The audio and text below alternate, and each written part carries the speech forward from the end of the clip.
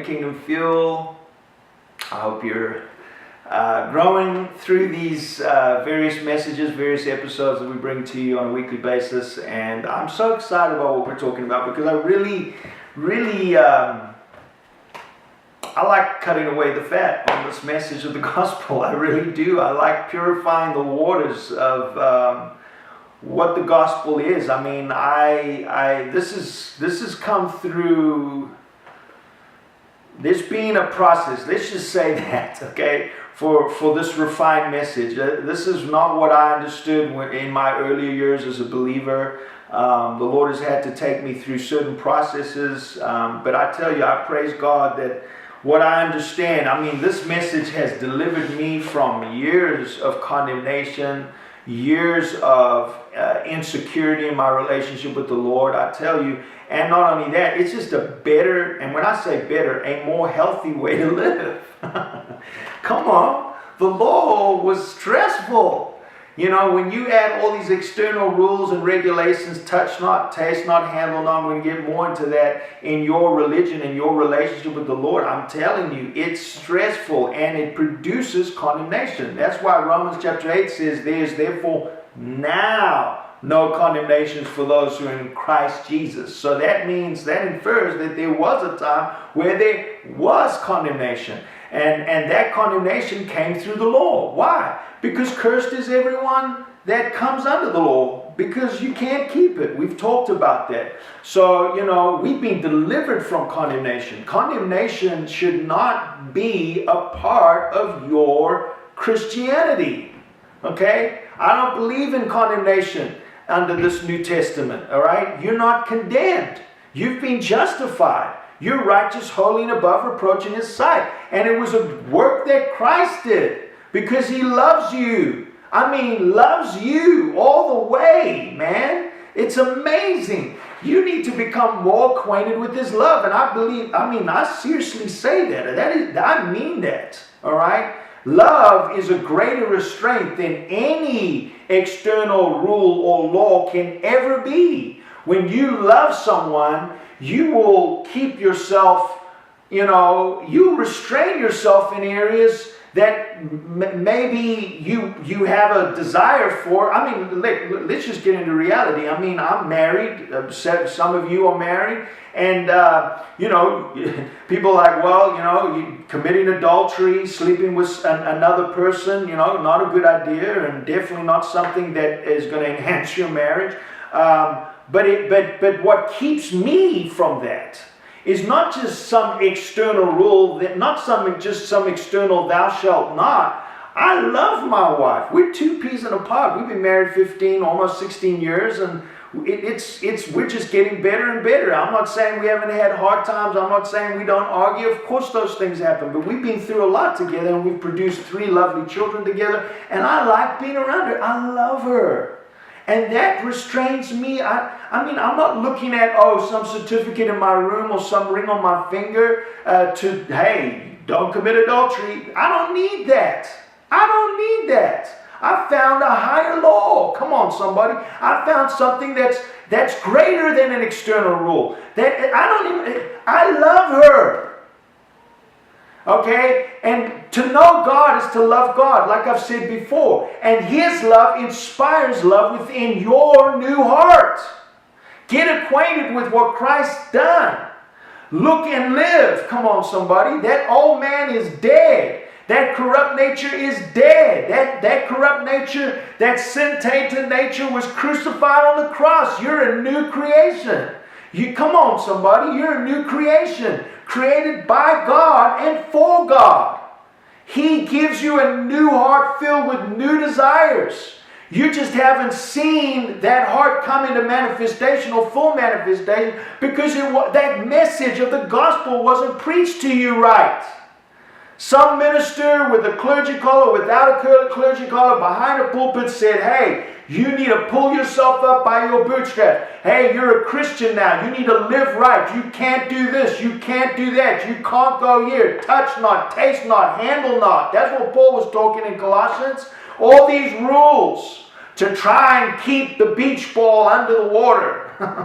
try and keep you at bay using the law. I tell you, it has a measure of attractiveness, but it doesn't stop the indulgences of the flesh. It cannot stop the indulgences of the flesh. Only grace power can do it. Only the New Testament can do it. We don't serve in the oldness of the letter. We serve in the newness of the Spirit. What is that? Well, God is able to do exceedingly abundantly above everything we would dare to ask or think, according to the power that is at work within us.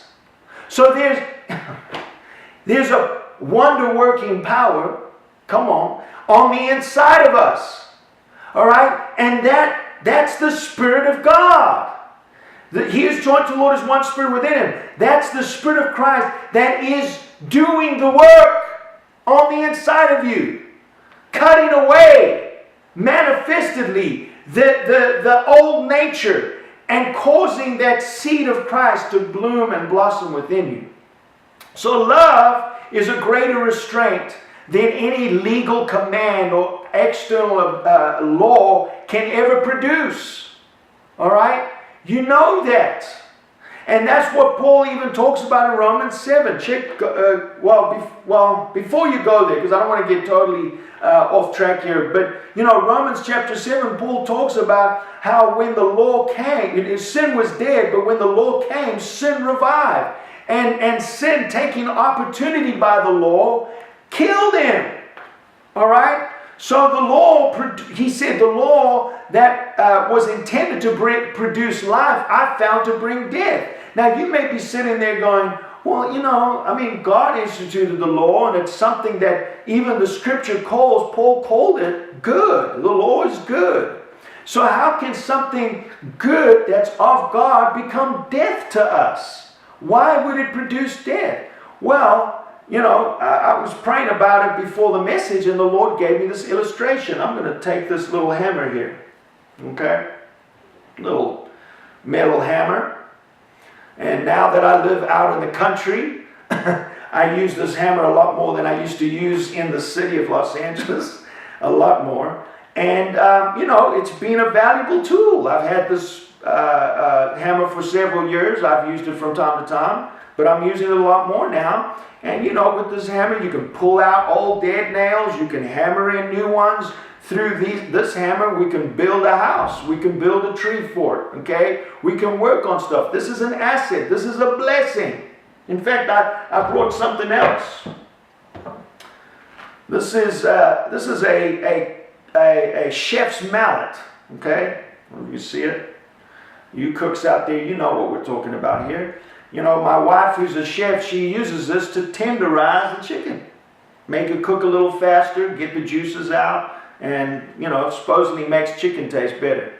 And so you got this little metal mallet, and it's a blessing. It'll help our chicken taste better. We've got this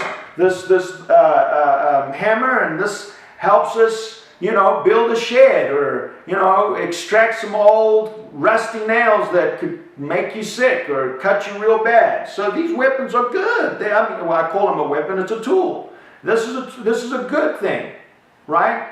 But put in the hands of either the immature or those with evil intent, suddenly this helpful tool becomes a destructive weapon. This becomes, this same tool that hammers in that nail or extracts that rusty nail is the same tool that becomes a weapon of death. I can take this same tool that hammers in a nail and smash your hand, okay? Or break your skull, all right? Now suddenly that which is good has become bad. It has become harmful. Come on, I can take this mallet here that tenderizes our chicken and makes it taste better, and with enough force and enough repetition, I could really hurt somebody. This little metal mallet. In the same way, what has happened that Paul talks about, good God, come on somebody. This is good. Romans chapter 7, go there real quick. Romans chapter 7, he says, that law that was good has now become death unto me. Because sin, taking advantage of the law, produced in him all kinds of evil desire. Check this out. Read it. Verse 5. For when we were in the flesh, the sinful passions which were aroused by the law were at work in our members to bear fruit to death. All right? That's, wow, okay, there's so much to say there. All right, slow down, Grant. So, number one, sinful passions that were locked up within that old nature were aroused by the law. Okay, keep reading. And were at work in our members to bear fruit. So they didn't just stay desires. Those desires became aroused to the point and to the degree where we couldn't stop them. We got caught up in the current of that evil desire, and it started manifesting in bearing fruit unto death. Okay? That's why Cain and Abel, this is such a good analogy. You see Cain and Abel, right? Come to present an offering to God. Cain presents, he was a farmer, so he presents the fruit of his own effort. He brings his best work. Come on. He goes and he tills the soil and he waters those plants and pulls out the weeds and he attends to the corn and he grows his fruits and vegetables over a period of time, getting dirty, getting tattered, producing this fruit, and takes a basket of it and presents it to the Lord, and the Lord rejects it. Not because he didn't like Cain. Okay? It wasn't because of that. It was, he couldn't receive that as an appropriate offering, my God. It wasn't. Because it was the fruit of his own effort. It represented, that's what the law is. It was righteousness, the best I can produce in my own strength. Hey, maybe you get points for trying, but that does not produce righteousness. That does not reach the righteous standard of Christ. These fruits and vegetables were being brought forth out of a cursed earth. Remember, that was one of the byproducts of sin. The Lord said to Adam, he said, by the sweat of your brow will the soil, the earth, will you tend to the earth. That wasn't how he was tending to the earth before. I can prove it to you. Yes, he was put in the garden to tend and keep it, but now part of the curse was now you're going to do it by the sweat of your brow. And it's not always going to bear good fruit. It's going to bear briars and thorns. But it's going to be work. And so Cain comes and presenting this offering of his own effort, and God says, I can't. I love you, Cain, but I can't receive that offering. That is not enough. And then Abel comes with an offering. It was insufficient. I'll say it that way. It couldn't reach, it wasn't the standard of righteousness. But Abel comes with an offering of the first of his flock. He brings a lamb, right? And something that he didn't produce. Something that God created the animals. God produced for himself an offering and a sacrifice. Come on, somebody. The gospel right there. He gave an offering of something that God engineered, God created, and God produced. God engineered, God created, and God produced. And that was the sacrifice he accepted, speaking of the New Testament, where we would all, Christ, who is our sacrificial lamb, the lamb slain from the foundation of the world, became our eternal sacrifice for all humanity. And so we see in the same way, that just like Cain, your best effort, it's just going to produce, you can't produce righteousness through the law, and it's going to not only not meet the criteria, but it's going to produce fruit unto death.